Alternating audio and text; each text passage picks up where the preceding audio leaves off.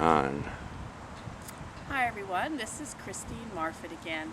I'm the one who the city of Northport is trying to put out of her homes and whose life savings is being stolen.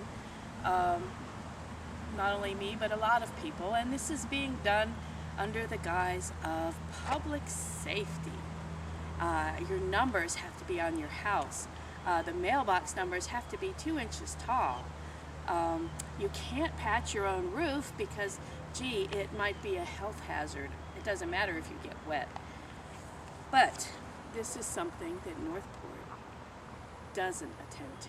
It's so busy policing its citizens that it has forgotten that the jewel of Northport, the $1 Million Row, the one who created the fancy entrance, the lamps all the way down Sumter, for the benefit of this Northport's most prestigious community. It is representative, however, of the city of Northport. It is built on an old landfill. This landfill information is not available on the internet, but I have documents to show that this landfill existed. Now, to understand a little bit about Northport and the city of Northport, you need to go back quite a few years, at least back as far as 1962. At that time, General Development, which created a lot of the development in Southwest Florida to include building the city residential area of Northport, was formerly known as Chemical Research Corporation. And this was actually 1952. That was its first incarnation, to the best of my knowledge. It has been documented in these sheets, which if anybody would like to know, they can look at. Now, this whole area at that time was military, and there were training areas. And Chemical Research Corporation was apparently researching some sort of chemicals.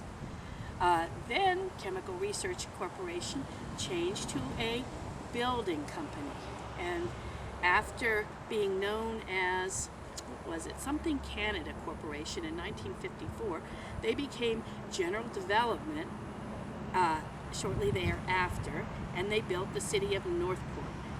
In 1959, they were desperate to create a city government, another corporation, a municipal corporation.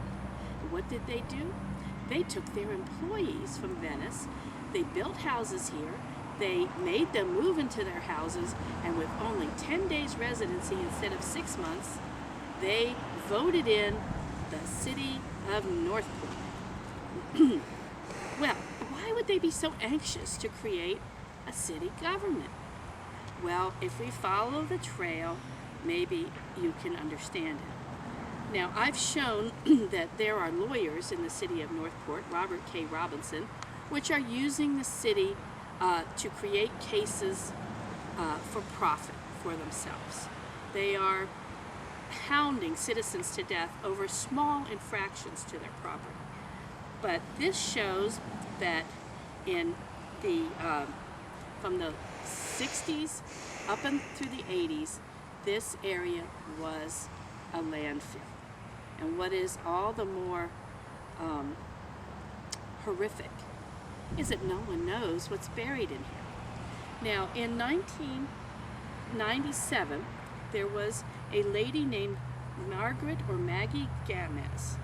She lived at Espanola Avenue in Northport, and I believe she was perhaps involved with the City Commission.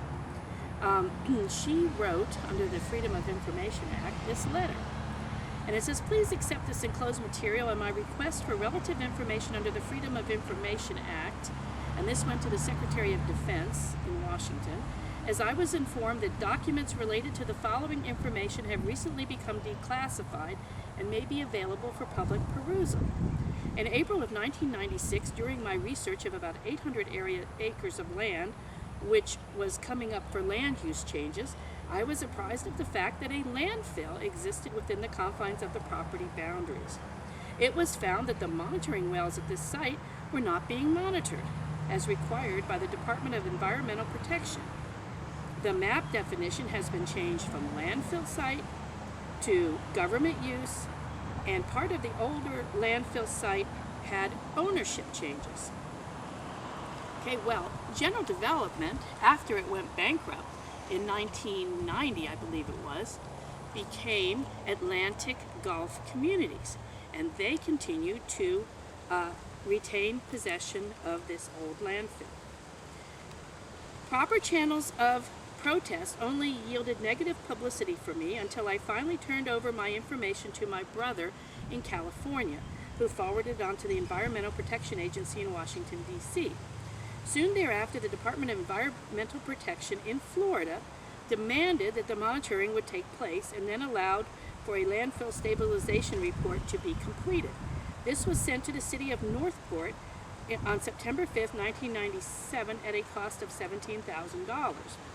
During more than a year of research, many older residents came to me with rumors similar to one another that during the 1940s, Fermilab from Illinois brought barges up the Myakkahatchee Creek and dumped waste, refilling the barges with phosphate necessary for the production of the nuclear bomb.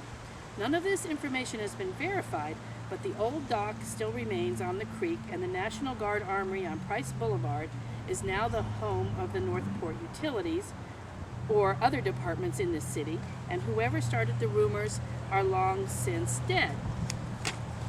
Mrs. Allison Amram of the Department of Environmental Protection in Tampa, Florida, shared with me the fact that another landfill in Florida is showing similar elevations of radionuclides as the one here in Northport, but no causative factors have been determined for that one either.